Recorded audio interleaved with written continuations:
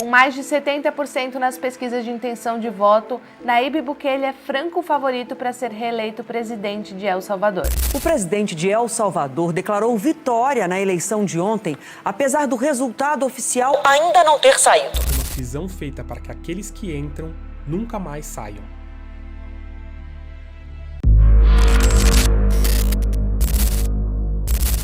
Nayib Bukele, herói ou vilão? A verdade sobre El Salvador. O contexto de El Salvador. O que foi no passado uma das áreas mais perigosas da cidade mais perigosa de um dos países mais perigosos do mundo, El Salvador, conhecido como a capital mundial dos homicídios, é um exemplo claro das complexidades que envolvem a segurança, liberdade e governança. Em 2015, a taxa de homicídios em El Salvador era mais alta do que em qualquer outro país do planeta, superando em mais de 20 vezes a taxa dos Estados Unidos. Essa realidade estava enraizada em décadas de violência, pobreza e a presença de gangues como a MS-13 e a Barrio 18. Mudanças significativas na segurança. No entanto, atualmente, La Compañera, uma comunidade emblemática, se sente bastante segura. Isso se deve, em grande parte, à intensa presença policial e às políticas de segurança adotadas pelo governo. Alguns países estão tentando replicar a experiência. Países pequenos também? Então não necessariamente. Por exemplo, a Nicarágua mesmo, né? Aliás, Honduras, perdão, que é um país um pouco maior. Você pega o prefeito de Lima, por exemplo, no Peru. Ele também tá falando que ele vai fazer o método Bukele. O Daniel Noboa, que é o presidente do Equador, ele também tá fazendo uma guerra às gangues, só que achava que ia ser um pouco mais parecido com o Bukele, mas ele fala que tem algumas particularidades que são diferentes. E talvez, Vilela, a experiência mais parecida que a gente vai poder ver, se o exemplo de fato dá certo em países um pouco mais complexos, com instituições mais estabelecidas, é justamente na Argentina. Desde que Nayib Bukele assumiu a presidência em 2019, os assassinatos relacionados a gangues despencaram para os níveis mais baixos desde o século. Bukele, com suas táticas polêmicas, prendeu mais de 75 mil pessoas, uma porcentagem maior do que a população de qualquer outro país do mundo. A popularidade de Bukele e suas políticas. A maioria dos cidadãos de El Salvador apoia Bukele, com uma impressionante taxa de aprovação de 92%. Muitos veem nele um líder que finalmente enfrenta a corrupção e a violência que assolam o país por anos. O fato de que 3 de seus antecessores dos 2 principais partidos políticos tenham sido presos ou indiciados por corrupção aumentou ainda mais o seu apelo. Bukele encerrou um ciclo de quase 3 décadas de domínio bipartidário que falhou em trazer melhorias significativas. O estado de emergência e suas consequências.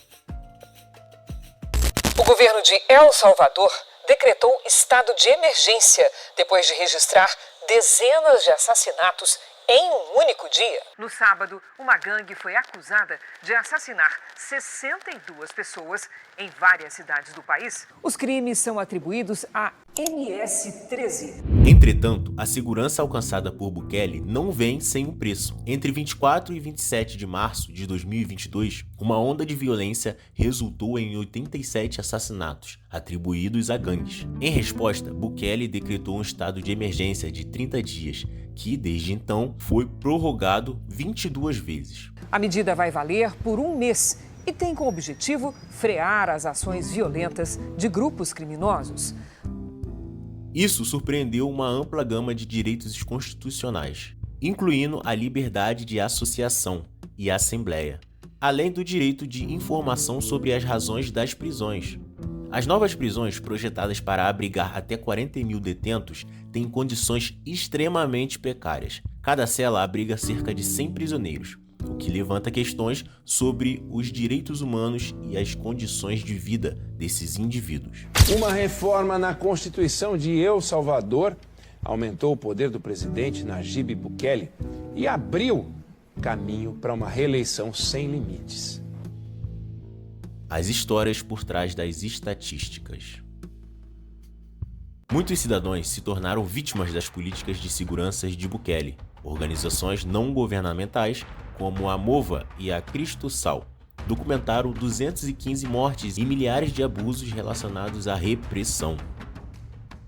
Os relatórios de tortura e falta de atendimento médico nas prisões são alarmantes. Para muitos, a sensação de medo e insegurança persiste, apesar das melhorias nas estatísticas de homicídios. As vozes de grupos de direitos humanos são cruciais para destacar o impacto humano dessas políticas. Organizações de defensores dos direitos humanos denunciam prisões arbitrárias, torturas e mortes na cadeia. Cerca de 7.000 pessoas inocentes foram liberadas, mas muitos seguem presos e sem poder se comunicar com os familiares. Desafios futuros e a questão da reeleição. Apesar da proibição de reeleição na Constituição salvadorenha, o Supremo Tribunal abriu um caminho para sua candidatura. Isso suscita preocupações sobre o futuro da democracia em El Salvador e o potencial para um regime cada vez mais autoritário. A grande pergunta que paira sobre o futuro de El Salvador: até que ponto a segurança pode ser mantida sem sacrificar as liberdades civis? As críticas se intensificam à medida que a sociedade se divide entre o desejo de segurança e a necessidade de direitos humanos. El Salvador chegou a ter 106 homicídios para 100 mil habitantes. Se tornou 106 homicídio para 100 mil habitantes. O Rio de Janeiro está com 29 hoje. Então El Salvador, 3 vezes mais violento que o Rio de Janeiro. El Salvador chegou a ser o país mais violento do mundo, disputando ali com Venezuela. Venezuela e El Salvador.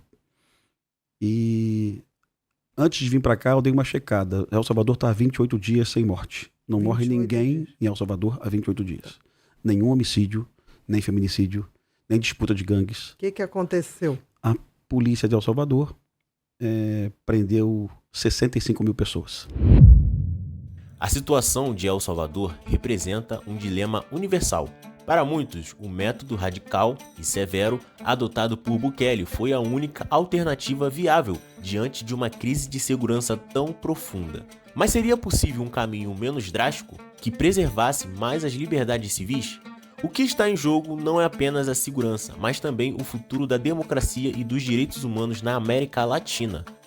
O que você acha? O estado de emergência é uma solução necessária? Ou estamos vendo um desvio perigoso em direção ao autoritarismo? Seria o regime de Bukele algo copiável para o que estamos vivendo aqui no Brasil?